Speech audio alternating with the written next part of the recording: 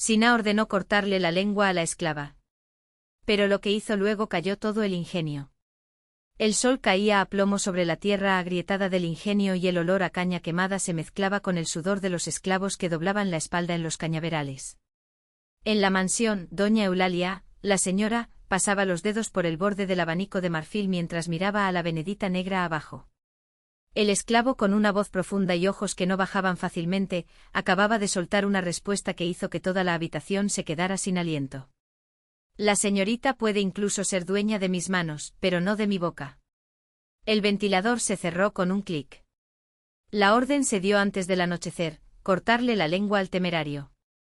En esos terrenos no había lugar para la insolencia, y doña Eulalia no era mujer que dejara afrenta sin respuesta. Al día siguiente Benedita fue arrastrada al patio, donde el capataz ya estaba calentando el cuchillo en el brasero. Los otros esclavos, con los ojos muy abiertos, no se atrevían a respirar ruidosamente. Pero cuando el hombre se adelantó, sujetó la barbilla de la mujer negra con una mano manchada de tierra y la obligó a abrir la boca, algo sucedió. Benedita no gritó. Él no luchó. En cambio abrió los labios en una lenta sonrisa, como si conociera un secreto que nadie más conocía. Y entonces, con la espada a punto de descender, cantó. No fue un sonido cualquiera. Era un lamento tan antiguo que parecía brotar de la misma tierra, una melodía que se enroscaba como enredaderas en los pies de los hombres, que hacía temblar al capataz y hacer caer el cuchillo de sus dedos.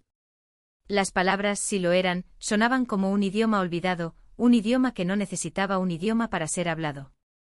Los esclavos, uno por uno, se arrodillaron. Incluso los perros del molino aullaban, como si reconocieran algo que les pertenecía. Doña Eulalia, pálida como el encaje de su vestido, se aferraba a la barandilla del balcón. Eso no fue magia de macumba, no fue cosa de cura ni una bendición.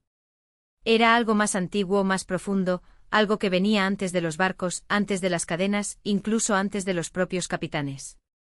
El capataz, sudando frío, volvió a intentarlo. Esta vez, el cuchillo ni siquiera tocó la piel de Benedita. Antes de que el acero destellara, un enjambre de avispas descendió del cielo, zumbando como un solo cuerpo, y rodeó al hombre hasta que éste corrió, aullando, para arrojarse al río. Entonces la señora comprendió. No era la lengua lo que había que cortar. Era el miedo que les había quitado Benedita. Esa noche, mientras el molino dormía, o fingía dormir, los esclavos se reunieron alrededor del fuego.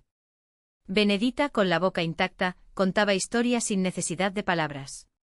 Y cuando cantó el gallo, todos lo supieron, ningún látigo, ningún cuchillo, ninguna orden de la casa grande podrían silenciar lo que ya había sido liberado. Doña Eulalia nunca volvió a mirar a Benedita a los ojos. Y el molino, que antes solo conocía el sonido del molino y los gritos, empezó a escuchar, en las primeras horas de la mañana, una canción que venía de la nada y de todas partes. Una canción que no necesitaba lenguaje para ser escuchada.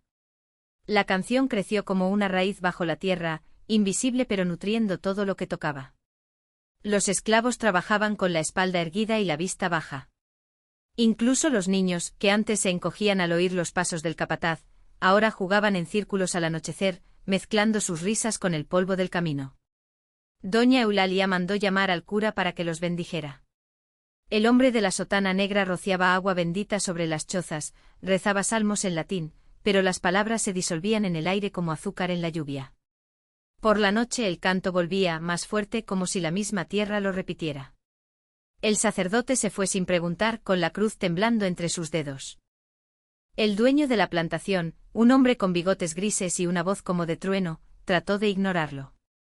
Les ordenó duplicar sus tareas y reducir el descanso nocturno. Pero los esclavos trabajaban en silencio durante el día y cuando salía la luna volvían los cantos, ya no solo en los galpones, sino en las orillas del río, entre los cañaverales, incluso en la parte trasera de la casa grande, donde las ollas de cobre temblaban ligeramente como si algo las tocara por dentro. Una mañana el capataz fue encontrado de rodillas en el patio con los ojos muy abiertos y la boca abierta en un grito que no salía. Dijo que vio, la noche anterior, sombras bailando en círculo alrededor del fuego, y en el centro de ellas, a Benedita, con los brazos extendidos hacia el cielo, mientras el fuego ardía de color azul. Nadie le creyó, pero tampoco nadie se atrevió a acercarse al lugar. Doña Eulalia se encerró en su habitación con un rosario de mar. Fin. El dueño de la plantación bebió cachaza hasta el amanecer, pero ni siquiera el alcohol pudo borrar el sonido que ahora parecía provenir de las paredes, un zumbido sordo como enjambres de abejas distantes. Entonces, un viernes, el molino se detuvo. Los bueyes se negaron a hacer girar la rueda, a pesar de los golpes. Los esclavos inmóviles miraban al horizonte, donde se amontonaban nubes negras sin viento. El dueño de la plantación bajó las escaleras del balcón, con el látigo en la mano, pero al pisar la tierra, sintió que algo se movía bajo sus pies. No era el suelo, era él mismo, temblando como si la tierra lo rechazara. Benedita estaba delante de los demás, con los ojos cerrados y las palmas hacia arriba. Ella no cantaba, pero el sonido salía de ella como si fuera el aire que respiraba. El caballero levantó el látigo, pero su brazo pesaba como plomo. Cuando el cuero finalmente se rompió, no fue contra la piel de Benedita, sino contra el aire mismo, que lo devolvió con un chasquido seco, como una rama que se rompe. Los esclavos empezaron a caminar. No correr, no huir, simplemente caminar, en fila, más allá de los campos de caña de azúcar, donde aguardaba el denso bosque. El hombre gritó órdenes, amenazó, pero su voz se perdió en el viento que de repente sopló, cálido y húmedo, como el aliento de un ser vivo. Cuando el polvo se calmó, el patio estaba vacío.